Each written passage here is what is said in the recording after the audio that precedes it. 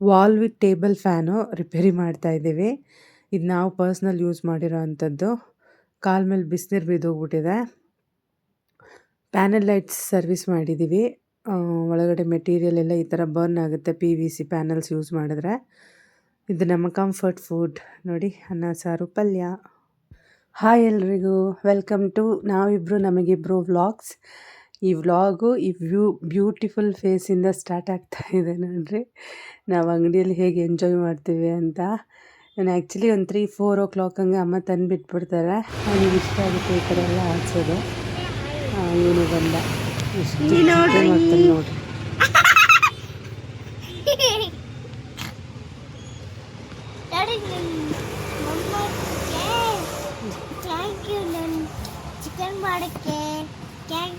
ಇವರಿಬ್ಬರು ಆಡೋದು ನೋಡೋದೇ ಒಂದು ಚಂದ. ಇದೊಂದು ಪ್ರಾಡಕ್ಟ್ ಇತ್ತು ನಮ್ಮ ಹತ್ರ, ತೋರಿಸೋಣ ಅಂತ. ಇದು ನೋಡ್ರಿ, ಚಾರ್ಜಿಂಗು ಅಂದರೆ ರೀಚಾರ್ಜಬಲ್ ಫ್ಯಾನು. ನಾವೊಂದು 4 ಇಯರ್ಸಿಂದ ಪರ್ಸ್ನಲ್ ಯೂಸ್ ಮಾಡ್ತಾಯಿದ್ದೀವಿ. ತುಂಬ ಚೆನ್ನಾಗಿದೆ. ಈ 4 ವರ್ಷದಲ್ಲಿ ಯಾವತ್ತೂ ಚಾರ್ಜಿಂಗು ಕಮ್ಮಿ ಆಗೋದಾಗಲಿ ಮತ್ತು ಫ್ಯಾನ್ ಕರೆಕ್ಟಾಗಿ ರನ್ ಆಗದೇ ಇರೋ ಅಂಥದ್ದು ಏನೂ ಇಶ್ಯೂ ಇಲ್ಲ. ತುಂಬ ಚೆನ್ನಾಗಿದೆ ಕ್ವಾಲಿಟಿ ಬಜಾಜ್ದು. ನಾವು ಸೇಲ್ ಕೂಡ ಮಾಡ್ತಾಯಿದ್ದೀವಿ ಇದನ್ನು. ಮತ್ತು ಡಿಮ್ ಆ್ಯಂಡ್ ಡಿಪ್ ಲೈಟಿಂಗ್ ಕೂಡ ಇರುತ್ತೆ.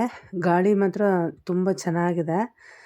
ನನ್ನ ದೊಡ್ಡ ಮಗನಿಗೆ ಊರಿಗೆ ಹೋದಾಗ ನಾವು ತಗೊಂಡೋಗಿದ್ವಿ ಅದನ್ನು, ಒಂದು 4 ಇಯರ್ಸ್ ಬ್ಯಾಕು. ಚೆನ್ನಾಗಿದೆ ಕ್ವಾಲಿಟಿ. ಇದು ನೋಡಿ, ಇದು ಅಂಗಡಿಯಲ್ಲಿ ನಾರ್ಮಲ್ ಯೂಸ್ ಮಾಡೋ ಫ್ಯಾನ್. ಇದು ಪೋಲಾರ್ ಲೈಟ್ ಅಂತ. ಇದು ಆನ್ ಆಗ್ತಾ ಇರಲಿಲ್ಲ. ಅಂದರೆ ನಾವು ರೆಗ್ಯುಲರಾಗಿ ಯೂಸ್ ಮಾಡ್ತೀವಿ, ಬೆಳಗ್ಗೆ ಹಾಕಿದ್ರೆ ಸಾಯಂಕಾಲ ಆಫ್ ಮಾಡೋದು. ಬಟ್ ಏನಾಗಿತ್ತು ಗೊತ್ತಿಲ್ಲ, ವಯರ್ ಓಡಿ ವಯರ್ ಸುಟ್ಟೋಗ್ಬಿಟ್ಟಿದೆ. ಸೊ ಚೇಂಜ್ ಮಾಡೋಣ ಅಂತ ಎತ್ಕೊಂಬಂದೆ. ತುಂಬ ಡಸ್ಟು, ಅದಕ್ಕೆ ಈಚೆ ತಂದು ಕ್ಲೀನ್ ಮಾಡ್ತಾಯಿದ್ದೀವಿ. ಏನು ಮಾಡಿದ್ರು ನನ್ನ ದೊಡ್ಡ ಮಗನ ಜೊತೆಯಲ್ಲಿ ಇಟ್ಕೊಂಡೇ ಮಾಡೋದು ನೋಡ್ರಿ. ಹೆಂಗೆ ಕ್ಲೀನ್ ಮಾಡ್ತಾಯಿರ್ತಾನೆ. ಹೆಲ್ಪ್ ಮಾಡ್ತಾ ತೀಟೆ ಮಾಡಿ ಹೋಗ್ಬಿಡ್ತಾನೆ. ಇದನ್ನೆಲ್ಲ ನಾನೇ ಫಿಟ್ಟಿಂಗು ಮಾಡಿಕೊಡ್ತೀನಿ ಕಸ್ಟಮರಿಗೆ. ಏನಾನ ಸ್ಮಾಲ್ ಇಶ್ಯೂ ಇದ್ದರೆ ಮಾತ್ರ ನಂಗೆ ರೆಡಿ ಮಾಡೋಕ್ಕೆ ಬರುತ್ತೆ. ಕಾಪರ್ ವೈಂಡಿಂಗ್ಸ್ ಎಲ್ಲ ನನಗೆ ಅಷ್ಟು ಗೊತ್ತಿಲ್ಲ. ಸೊ ಇದು ರೆಡಿ ಮಾಡ್ಕೊಂಡ್ವಿ. ಇದು ನೆಕ್ಸ್ಟ್ ಡೇ ವ್ಲಾಗು. ನಮ್ಮದು ಮಾರ್ನಿಂಗ್ ರೊಟೀನು. ನಂದು ಕೆಲಸ ಸ್ಟಾರ್ಟ್ ಆಗಿದೆ ಅಡುಗೆಯಿಂದ. ನಾನು ಅಡುಗೆ ಮಾಡಿಟ್ಬಿಟ್ಟು ಒಂಚೂರು ಕಿಚನ್ ಕ್ಲೀನ್ ಮಾಡಿಬಿಟ್ಟು ಅಂಗಡಿಗೆ ಹೊರಟ್ಬಿಡ್ತೀನಿ. ಪಾಪ ಅಮ್ಮನೇ ಎಲ್ಲ ನೋಡ್ಕೊಳ್ಳೋದು, ಬ್ಯಾಲೆನ್ಸ್ ವರ್ಕು. ಇವತ್ತೇನಿದೆ ಮೆನ್ಯೂ ಅಂದರೆ ಮೂಲಂಗಿ ಬೆಳ್ಳುಳ್ಳಿ ಸಾಂಬಾರು ಮತ್ತು ಸೋರೆಕಾಯಿ ಹೆಸರುಬೇಳೆ ಹಾಕಿ ಪಲ್ಯ. ತುಂಬ ಚೆನ್ನಾಗಿರುತ್ತೆ ಈ ರೆಸಿಪಿ. ಸೊ ಫಸ್ಟ್ ಪ್ಯಾನಿಗೆ ಒಂದು ಸ್ವಲ್ಪ ಸಾಸಿವೆ, ಜೀರಿಗೆ, ಆನಿಯನ್ನು, ಕರಿಬೇವಿನ ಸೊಪ್ಪು ಖಾಲಿ ಆಗಿತ್ತು. ಸೊ ಅದು ಸ್ಕಿಪ್ ಆಗಿದೆ. ಮತ್ತು ಸ್ವಲ್ಪ ಹಿಂಗೆ ಹಾಕ್ಕೊಂಡು ಫ್ರೈ ಮಾಡಿ ಮೂಲಂಗಿ ಹಾಕಿ ಫ್ರೈ ಮಾಡ್ಕೊತೀನಿ. ನನ್ನ ಹಸ್ಬೆಂಡ್ಗೆ ವೆಜಿಟೇಬಲ್ ಫ್ರೈ ಆಗಿದ್ರೇ ಇಷ್ಟ ಆಗುತ್ತೆ. ನಾವು ಹುಳಿಗೆಲ್ಲ ಈ ಕಡೆ ಹುಳಿ ಹೆಂಗೆ ಮಾಡ್ತೀವಿ, ಬೇಳೆ ಬೇಯಿಸ್ಬಿಟ್ಟು ಹಂಗೆ ಹಾಕ್ಬಿಡ್ತೀವಲ್ಲ, ಆ ಥರ ಹಾಕಿದ್ರೆ ಅವರೇನೋ ಹಸಿ ವಾಸನೆ ಬರುತ್ತೆ ಅಂತ ತಿನ್ನೋದಿಲ್ಲ ಅಷ್ಟು ಇಷ್ಟಪಟ್ಟು. ಅದರಿಂದ ಎಲ್ಲ ವೆಜಿಟೇಬಲ್ ಹಿಂಗೆ ಫ್ರೈ ಮಾಡಬೇಕು ನೋಡಿ. ಅದಾಯಿತು. ಮೂಲಂಗಿ ಹಾಕಿ ಸ್ವಲ್ಪ ಟರ್ಮರಿಕ್ಕು ಸಾಲ್ಟ್ ಹಾಕಿ ಫ್ರೈ ಮಾಡಿ. ಇದು ಕ್ಯಾಮ್ರಾ ಆ್ಯಂಗಲ್ ಸರಿಯಾಗಿ ಕೂತ್ಕೊತಾ ಇಲ್ಲ, ಅದರಿಂದ ಆ ಕಡೆ ಶಿಫ್ಟ್ ಮಾಡೋದು ಈ ಕಡೆ ಶಿಫ್ಟ್ ಮಾಡೋದು ಇದೇ ಆಯಿತು ನಂದು. ಸೊ ಈಗ ಪಲ್ಯಕ್ಕೆ ಇಟ್ಟಿದ್ದೆ. ಸ್ವಲ್ಪ ಆಯಿಲ್ ಹಾಕಿ ಜೀರಿಗೆ, ಸಾಸಿವೆ ನಾರ್ಮಲ್ಲು, ಆಮೇಲೆ ಆನಿಯನ್ನು ಮತ್ತು ಗ್ರೀನ್ ಚಿಲ್ಲಿ, ಡ್ರೈ ಚಿಲ್ಲಿನೂ ಹಾಕ್ಬೋದು. ಬಟ್ ಅಷ್ಟು ಖಾರ ಇರೋದಿಲ್ಲ ಡ್ರೈ ಚಿಲ್ಲಿ ಮನೇಲಿರೋದು, ಅದರಿಂದ ನಾನು ಗ್ರೀನ್ ಚಿಲ್ಲಿ ಹಾಕಿದ್ದೀನಿ. ಆಮೇಲೆ ಕಟ್ ಮಾಡಿರೋ ಸೋರೆಕಾಯಿ ಹಾಕ್ಕೊಂಡು, ಇದು ಸೋರೆಕಾಯಲ್ಲಿ ಮಿಡಲಲ್ಲಿ ತುಂಬ ಎಳೆದಿತ್ತು ಅಂತ ಹಂಗಂಗೆ ಪೂರ್ತಿ ಕಟ್ ಮಾಡಿ ಹಾಕ್ಬಿಟ್ಟಿದ್ದೀನಿ. ಬಟ್ ಒಂದೊಂದರಲ್ಲಿ ತುಂಬ ಬಲ್ತು ಬೀಜ ಬಂದುಬಿಟ್ಟಿರುತ್ತೆ, ಅಂಥದ್ದು ಸ್ಕಿಪ್ ಮಾಡಿದ್ರೆ ಒಳ್ಳೆಯದು. ಇದು ಎಳೆದಿದ್ದರೆ ತುಂಬ ಚೆನ್ನಾಗಿ ಬರುತ್ತೆ ಟೇಸ್ಟ್ ಇನ್ನೂ. ಮತ್ತು ಇದಕ್ಕೆ ನೆನೆಸಿಟ್ಟಿರೋ ಹೆಸರುಬೇಳೆ, ಸಾಲ್ಟು, ಟರ್ಮರಿಕ್ಕು ಹಾಕ್ಬಿಟ್ಟು ಚೆನ್ನಾಗಿ ಮಿಕ್ಸ್ ಮಾಡಿಬಿಟ್ಟು ಹೈ ಫ್ಲೇಮಲ್ಲಿ ಬಿಡಬೇಕು. ಮತ್ತು ಇದು ಸ್ಟಾರ್ಟಿಂಗ್ ಸ್ಟೇಜಲ್ಲಿ ಸ್ವಲ್ಪ ನೋಡ್ಕೋಬೇಕು, ಹೆಸರುಬೇಳೆ ನೆನೆಸಿ ಹಾಕಿರ್ತೀವಲ್ಲ, ತಳ ಹತ್ತಿಬಿಡುತ್ತೆ. ಸೊ ಅದರಿಂದ ಒಂದು 2 ಮಿನಿಟ್ಸ್ ಅಷ್ಟೇ ಸ್ವಲ್ಪ ನೋಡ್ಕೊಬೇಕು. ಆಮೇಲೆ ನೀರಾಗಿ ಬಿಟ್ಬಿಟ್ರೆ ಅದಾಗದೇ ಆಗಿಬಿಡುತ್ತೆ, ಬೇರೆ ಕೆಲಸಗಳು ಮಾಡ್ಕೋಬೋದು. ಸೊ ಇದನ್ನು ಕ್ಲೋಸ್ ಮಾಡಿ ಇಟ್ಟಿದ್ದೀನಿ. ಒಂದು 2 ಮಿನಿಟ್ಸ್ ಎಲ್ಲ ಆಗಿಬಿಡುತ್ತೆ. ಈ ಕಡೆ ನೋಡಿರಿ ಮತ್ತೆ ಶಿಫ್ಟ್ ಮಾಡ್ಕೊಂಡೆ ಸ್ಟವ್ನ. ಇದು ಮೂಲಂಗಿ ಫ್ರೈ ಆಗಿತ್ತು. ಇದಕ್ಕೆ ಸಾಂಬಾರು ಪುಡಿ, ಧನಿಯಾ ಪುಡಿ ಮತ್ತು ಸ್ವಲ್ಪ ಜಾಸ್ತಿ ಚಿಲ್ಲಿ ಪೌಡ್ರು ಇದು ಹಾಕಿ ಚೆನ್ನಾಗಿ ಮಿಕ್ಸ್ ಮಾಡಿಬಿಟ್ಟು ಇಳಿಸ್ಕೊಬಿಡ್ತೀನಿ. ಇದು ಕುಕ್ಕರಿಗೆ ಹಾಕಿ ಒಂದು ವಿಸಿಲ್ ಅಂದರೆ ಫುಲ್ ಒಂದು ವಿಸಿಲಿಗೆ ಬಿಡೋದಿಲ್ಲ, ಸ್ವಲ್ಪ ವಿಸಿಲ್ ಬರೋಕ್ಕೆ ಮುಂಚೆನೇ ಕುಕ್ಕರ್ನ ಇಳಿಸ್ಬಿಡ್ತೀನಿ ನೋಡಿಕೊಂಡು. ನೋಡಿ, ಇದಕ್ಕೆ ನೀರು ಎಷ್ಟು ಬೇಕೋ ಅಷ್ಟು ಹಾಕ್ಕೊಂಡು ಉಪ್ಪು ಹಾಕಿ, ಕೊತ್ತಂಬರಿ ಹಾಕಿ, ಫ್ರೈ ಆಗಿರೋ ಮೂಲಂಗಿ ಮತ್ತಿದು ದಾಲ್ ಜೊತೆಲಿ ಟೊಮೆಟೊ ಮತ್ತು ಬೆಳ್ಳುಳ್ಳಿ ಹಾಕಿ ಬೇಯಿಸ್ಕೊಂಡು ಸ್ಮ್ಯಾಶ್ ಮಾಡ್ಕೊಂಡಿದ್ದೆ. So sambar almost ready. ಈಗ ಪಲ್ಯಕ್ಕೆ ಮತ್ತೆ ಈ ಕಡೆ ಶಿಫ್ಟ್ ಮಾಡಿಕೊಂಡು ಇದಕ್ಕೊಂದು ಅರ್ಧ ಗ್ಲಾಸ್ ನೀರು ಹಾಕಿ ಇನ್ನೊಂದು 2-3 ಮಿನಿಟ್ಸ್ ಬೇಯಿಸೋಕೆ ಬಿಟ್ಟರೆ ಆಗಿಬಿಡುತ್ತೆ. ಬೇಗನೆ ಆಗುತ್ತೆ, ಇದೇನು ಅಷ್ಟು ಟೈಮ್ ತೊಗೊಳ್ಳೋದಿಲ್ಲ. ನೋಡಿ ಈ ಥರ ಚೆನ್ನಾಗಿ ಸ್ಮ್ಯಾಶ್ ಆಗೋ ಲೆವೆಲಿಗೆ ಬೆಂದ್ಬಿಡುತ್ತೆ. ಈಗ ಸ್ವಲ್ಪ ಕೊತ್ತಂಬರಿ ಮತ್ತು ತುರಿದಿರೋಂಥ ಕಾಯಿ, ತುರಿದಿಲ್ಲ, ನಾನು ರುಬ್ಕೊಂಡಿದ್ದೀನಿ, ಅಷ್ಟು ಟೈಮ್ ಇಲ್ಲ ತುರಿಯೋದಕ್ಕೆ. ಅದಕ್ಕೋಸ್ಕರ ಮಿಕ್ಸಿಯಲ್ಲಿ ಹಾಕಿ ರುಬ್ಬಿಟ್ಟು ಹಾಕ್ಬಿಡೋದು. ಚಪಾತಿಗೆ ತುಂಬ ಚೆನ್ನಾಗಿರುತ್ತೆ ಟೇಸ್ಟ್ ಮಾತ್ರ. ಇದು ರೆಡಿ ಆಯಿತು ನೋಡಿ, ನಮ್ಮ ಕಂಫರ್ಟ್ ಫುಡ್ಡು. ಅನ್ನ, ಬೇಳೆ ಸಾರು, ಬೇಳೆ ಮೂಲಂಗಿ ಸಾಂಬಾರು, ಸೋರೆಕಾಯಿ ಪಲ್ಯ. ಇವನು ನೋಡ್ರಿ, ಆ್ಯಕ್ಚುಲಿ ಆ ದಿನವೇ ಅಂಗಡಿಗೆ ಬಂದಮೇಲೆ ಇವನು ದೊಡ್ಡವನು ಐಸ್ ಕ್ರೀಮ್ ಬೇಕು ಅಂತ ಅಳ್ತಿದ್ದ, ಸೆಕೆ ಆಗ್ತಾಯಿತ್ತು ಐಸ್ ಕ್ರೀಮ್ ಬೇಕು ಅಂತ. ತಗೊಂಬಂದ್ವಿ. ಇವಾಗ ಅವ್ನಿಗೆ 9 ಮಂತ್ಸಿಗೆ ಬಿದ್ದಿದೆ. ನಾವೇನು ತಿಂತಾಯಿದ್ರು ಅವ್ನು ಕೇಳ್ತಾನೆ, ಅಳ್ತಾನೆ ಜೋರಾಗಿ, ಕೊಡ್ರಿ ನಮ್ಗೆ ಅದನ್ನು ತಿನ್ನೋದಕ್ಕೆ ಅಂತ. ಐಸ್ ಕ್ರೀಮ್ ನೋಡ್ರಿ ತಿಂತಾ ಇರೋದು. ಐಸ್ ಕ್ರೀಮ್ ತಿಂದಿದ್ದಿರಲಿ ಕೆಮ್ಮು ಸ್ಟಾರ್ಟ್ ಆಗಿಬಿಡ್ತು ಅವನಿಗೆ. ಇದು ನಂದೊಂದು ಕತೆ. ಇದು ಆ್ಯಕ್ಚುಲಿ ಆಗಿ 1 ವೀಕ್ ಆಯಿತು. ಬಿಸಿನೀರು ಕಾಲ ಮೇಲೆ ಬಿದ್ದುಬಿಟ್ಟಿರೋದು. ನನ್ನ ಚಿಕ್ಕ ಮಗನಿಗೆ ಗ್ಯಾಸಲ್ಲೇ ನೀರು ಕಾಯಿಸ್ತೀವಿ. ಅದರಿಂದ ಅದು ಕಿಚನಿಂದ ಬಾತ್ರೂಮಿಗೆ ಎತ್ಕೊಂಡು ಹೋಗೋವಾಗ ಒಂದು ಕೈಯಿಂದ ಜಾರ್ಬಿಡ್ತು ತಪ್ಪಲೆ. ಆ ನೀರು ಲೆಫ್ಟ್ ಕಾಲ ಮೇಲೆ ಬಿದ್ದುಬಿಡ್ತು ಫಸ್ಟು, ಅದಕ್ಕೆ ಅದು ಜಾಸ್ತಿ ಸುಟ್ಟೋಗ್ಬಿಟ್ಟಿದೆ. ಮತ್ತು ರೈಟ್ ಕಾಲ ಮೇಲೂ ಹಂಗೆ ತಪ್ಪಲೆ ಫುಲ್ಲಾಗಿ ಬಿಟ್ಬಿಟ್ಟೆ ನನಗೆ ನೀರು ಬಿದ್ದಿದ್ದ ತಕ್ಷಣ. ಅದು ಏನು ಒಂದು ಗುಡ್ಲಕ್ಕಂದರೆ ಫೇಸಿಗೆ ಏನು ಎಗಿರಲಿಲ್ಲ, ಬರೀ ಕಾಲ ಮೇಲೆ ಮಾತ್ರ ಬಿತ್ತು. ಕಾಲು ತುಂಬ ಸುಟ್ಟೋಗಿತ್ತು. ಉರಿತಾ ಇತ್ತು 2 ಡೇಸು, ಬಟ್ ಬಬ್ಬೇನು ಬರಲಿಲ್ಲ. ಒಂದು ಕ್ರೀಮ್ ಬರುತ್ತೆ ಸಿಪ್ಲಾಡೈನ್ ಅಂತ, ಅದು ಯೂಸ್ ಮಾಡಿದ್ವಿ. ಬರೀ 2 ಡೇಸೇ ಹಚ್ಚಿದ್ದು ನಾನು. ಅದು ಸ್ಕಿನ್ ಹಂಗೆ ಇದಾಗಿತ್ತಷ್ಟೇ, ಬಬ್ಬೆ ಒಂಚೂರು ಬರಲಿಲ್ಲ, ಮತ್ತು ಉರಿನೂ ಏನು ಪೇಯ್ನ್ ಏನೂ ಆಗಲಿಲ್ಲ. ಇವ್ನು ನೋಡಿರಿ ಫಸ್ಟ್ ಏಡ್ ಬಾಕ್ಸಲ್ಲಿ ಆಯಿಲ್ಮೆಂಟ್ ಇದ್ದರೆ ಅದನ್ನ ಎತ್ತಿ ಹಚ್ತೀನಿ ಅಂತ ಹಚ್ತಾ ಇದ್ದಾನೆ. ಅವ್ರ ಅಪ್ಪ ಹಚ್ಚಿದ್ರು 2 ಡೇಸ್ ನನಗೆ, ಅದನ್ನ ನೋಡಿಕೊಂಡು ನಾನು ಹಚ್ತೀನಿ ಬಾ ಅಮ್ಮ ಅಂತ ಹಚ್ತಾ ಇದ್ದಾನೆ. ಇದು ನೆಕ್ಸ್ಟ್ ಡೇ ಮಾರ್ನಿಂಗಿಂದ ವ್ಲಾಗು. ಇವತ್ತು ಮೂಲಂಗಿ ಸಾರು ಸ್ವಲ್ಪ ಇತ್ತು, ಅದ್ರ ಜೊತೆಲಿ ಎಣ್ಗಾಯಿ ಮಾಡಿಬಿಡೋಣ ಅಂತ. ಈರುಳ್ಳಿ, ಬೆಳ್ಳುಳ್ಳಿ, ಚಕ್ಕೆ, ಲವಂಗ, ಮೆಣಸು, ಕಾಯಿ, ಟೊಮೆಟೊ, ಕೊತ್ತಂಬರಿ, ಶುಂಠಿ ಮತ್ತು ಚಿಲ್ಲಿ ಪೌಡ್ರ್ ಹಾಕಿದ್ದೀನಿ. ಆಮೇಲೆ ಧನಿಯಾ ಪೌಡ್ರು ಮತ್ತು ಟೊಮೆಟೊ. ಸೊ ಇಷ್ಟು ರುಬ್ಬಿಟ್ಟು ನಾರ್ಮಲ್ ಈ ರೆಸಿಪೀಸ್ ಎಲ್ಲ ನಾನು ನಮ್ಮ ದೊಡ್ಡಮ್ಮ ಅವರಿಂದನೇ ಕಲ್ತಿದ್ದು. ಇದು ಹಳೆ ರೆಸಿಪೀಸೇ. ಇವಾಗ ಅದೇನೋ ಕಡಲೆ ಬೀಜ ಏನೇನೋ ಹಾಕಿ ಮಾಡ್ತಾರೆ, ನಾವು ಮಾಡ್ತೀವಿ ಆ ಥರ, ಬಟ್ ನಮ್ಮನೇಲಿ ಅಷ್ಟು ಇಷ್ಟಪಡಲ್ಲ. ಈ ಥರ ಮಾಡಿದ್ರೆ ಖಾಲಿ ಆಗುತ್ತೆ.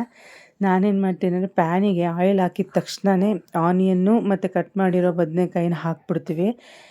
ಯಾಕೆ ಅಂದರೆ ಈರುಳ್ಳಿ ಬ್ರೌನ್ ಆಗೋಷ್ಟರಲ್ಲಿ ಬದನೆಕಾಯಿ ಕೂಡ ಕರೆಕ್ಟ್ ಲೆವೆಲಿಗೆ ಫ್ರೈ ಆಗಿಬಿಡುತ್ತೆ. ಸೊ ಅದು ನನ್ನ ಐಡಿಯಾ ಮಾಡೋ ಅಂಥದ್ದು. ನನಗೆ ಗೊತ್ತಾಗೋದಿಲ್ಲ, ಯಾಕೆ ಅಂದರೆ ಬದನೆಕಾಯಿ ಜಾಸ್ತಿ ಬೆಂದುಬಿಟ್ರೆ ಮಸಾಲೆ ಹಾಕೋಕ್ಕೆ ಮುಂಚೆ, ಮಸಾಲೆ ಹಾಕಿದ್ಮೇಲೆ ಇನ್ನೂ ಬೇಯಿಸ್ಬೇಕಾಗತ್ತೆ ಮಸಾಲೆ ಜೊತೆಯಲ್ಲಿ, ಆವಾಗ ತುಂಬ ಮೆತ್ತಗಾಗಿ ಮಸ್ಕಾಯಿ ಆಗಿಬಿಡುತ್ತೆ. ಸೊ ಅದರಿಂದ ನೋಡಿ, ಬದನೆಕಾಯಿ ಎಷ್ಟು ನೀಟಾಗಿ ಫ್ರೈ ಆಗಿದೆ, ಬಟ್ ಆನಿಯನ್ ರೆಡ್ ಆಗಿಲ್ಲ. ಸೊ ಅದು ನನ್ನ ಕನ್ಸಿಸ್ಟೆನ್ಸಿ ನೋಡ್ಕೊಳ್ಳೋ ಅಂಥದ್ದು, ಇದು ಹೆಂಗೆ ಮಾಡೋದು ಅಂತ ನಾನು ಹಿಂಗೆ ಕಲ್ತಿರೋದು ನಮ್ಮ ದೊಡ್ಡಮ್ಮ ಹತ್ರ. ಸೊ ಆನಿಯನ್ ಬ್ರೌನ್ ಆಗಿದ ತಕ್ಷಣ ಬದನೆಕಾಯಿ ಆಲ್ಮೋಸ್ಟ್ 70% ಆಗಿರುತ್ತೆ. ಈಗ ಮಸಾಲೆ ಹಾಕ್ಬಿಟ್ಟು ಒಂದು 5 ಮಿನಿಟ್ಸು ಬೇಯಿಸೋಷ್ಟರಲ್ಲಿ ಮಸಾಲೆ ಕೂಡ ನೀಟಾಗಿ ಬೆಂದ್ಬಿಡುತ್ತೆ. ಬದನೆಕಾಯಿ ಕರೆಕ್ಟಾಗಿ ಬೇಯುತ್ತೆ, ಜಾಸ್ತಿನೂ ಬೇಯಲ್ಲ, ಕಮ್ಮಿನೂ ಬೇಯಲ್ಲ, ತಿನ್ನೋ ಥರ ಕರೆಕ್ಟಾಗಿರುತ್ತೆ. ನೋಡಿ ಇಸಕ್ಕೆ ನೋಡಿಬಿಟ್ಟು ಇದೆ ಮತ್ತು ನೋಡಿರಿ ಈ ಥರ ಆಯಿಲ್ ಬಿಡುತ್ತೆ. ಅಂದರೆ ಕರೆಕ್ಟಾಗಿ ಬೆಂದಿದೆ ಅಂದರೆ, ಮಸಾಲೆ ಪರ್ಫೆಕ್ಟಾಗಿ ಆಗಿದರೆ ಈ ಥರ ಆಯಿಲ್ ಬಿಡುತ್ತೆ. ತುಂಬ ಚೆನ್ನಾಗಿರುತ್ತೆ ಚಪಾತಿಗೆ, ರೈಸಿಗೂ ನನಗೆ ತುಂಬ ಇಷ್ಟ. ನನಗೆ ಮೂಲಂಗಿ ಸಾರುತ್ತಲ್ಲ, ಅದ್ರ ಜೊತೆಯಲ್ಲಿ ಇದು ನನ್ನ ಹಸ್ಬೆಂಡಿಗೆ ನೆಂಚ್ಕೊಳಕ್ಕಾಗುತ್ತೆ ಅಂತ ಈ ಥರ ಮಾಡಿಕೊಂಡೆ. ಸೊ ಮನೆ ಕೆಲಸ ಆಯಿತು, ಇವಾಗ ಅಂಗಡಿ ಕೆಲಸ ಸ್ಟಾರ್ಟು. ಇದು ಸರ್ವಿಸಿಗೆ ಬಂದಿದ್ವು ಪ್ಯಾನಲ್ ಲೈಟ್ಸ್ ಅಂತಾರೆ. ಫಸ್ಟ್ ಒಂದು ತೋರಿಸಿದ್ದು ಸರ್ಫೇಸ್ ಪ್ಯಾನಲ್ಲು, ಇದು ಬಂದು POPಗೆ ಅಂದರೆ ಕಟಿಂಗ್ ಸೈಜು ರೀಸೆಸ್ಟ್ ಪ್ಯಾನಲ್ ಲೈಟ್ಸ್ ಅಂತ ಕರೀತಾರೆ ಇವನ್ನ. ಇದರಲ್ಲಿ ಒಂದು 6-7 ರೀಸೆಸ್ಟ್ ಪ್ಯಾನಲ್ ಲೈಟ್ ಇದ್ವು. ಇದು ಒಂದೇ ಒಂದು ಸರ್ಫೇಸ್ ಪ್ಯಾನಲ್ ಲೈಟ್ ಇತ್ತು.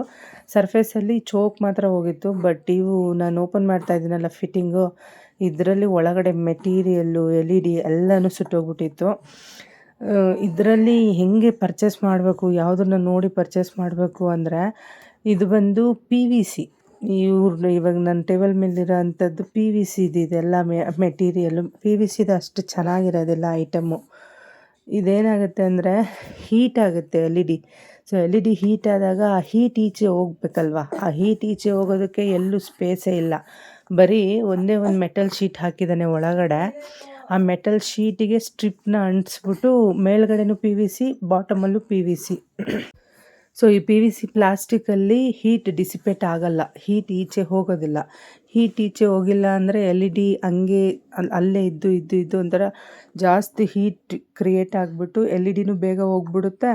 ಸೊ ಫಿಟ್ಟಿಂಗ್ ಒಳಗಡೆ ಹಾಕಿರೋ ಮೆಟೀರಿಯಲ್ ಕೂಡ ಪ್ರಾಬ್ಲಮ್ ಆಗುತ್ತೆ.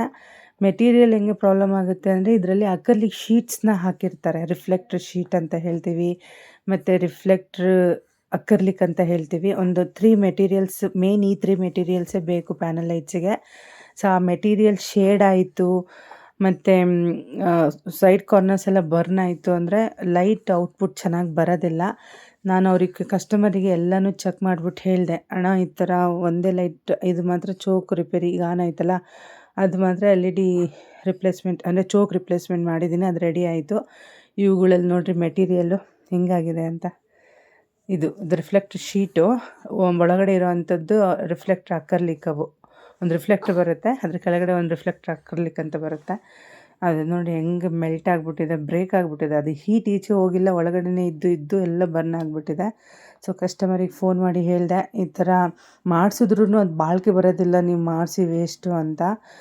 ನಮ್ಮ ವರ್ಕ್ ಹೆಂಗಿರುತ್ತೆ ಅಂದರೆ ನೋಡಿ, ಈಗ 6 ಪೀಸ್ನ ಚೆಕ್ ಮಾಡೋದಕ್ಕೆ 30 to 40 ಮಿನಿಟ್ಸ್ ತೊಗೊಂತು.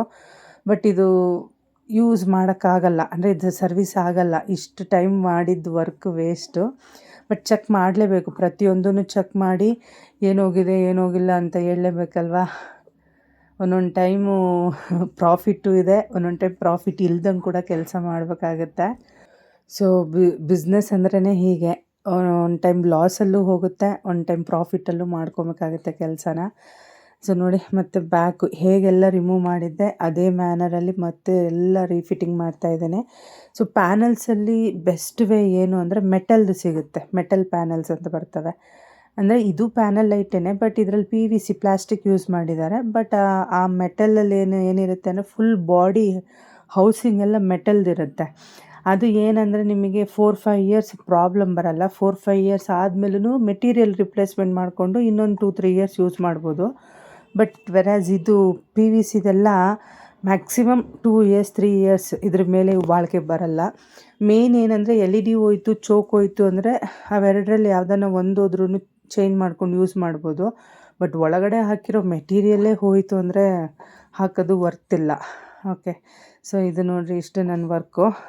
ನಮ್ಮ ವಿಡಿಯೋ ಇಷ್ಟ ಆಗಿದರೆ ಸಬ್ಸ್ಕ್ರೈಬ್ ಮಾಡಿ, ಲೈಕ್ ಮಾಡಿ, ಸಪೋರ್ಟ್ ಮಾಡಿ. Thank you.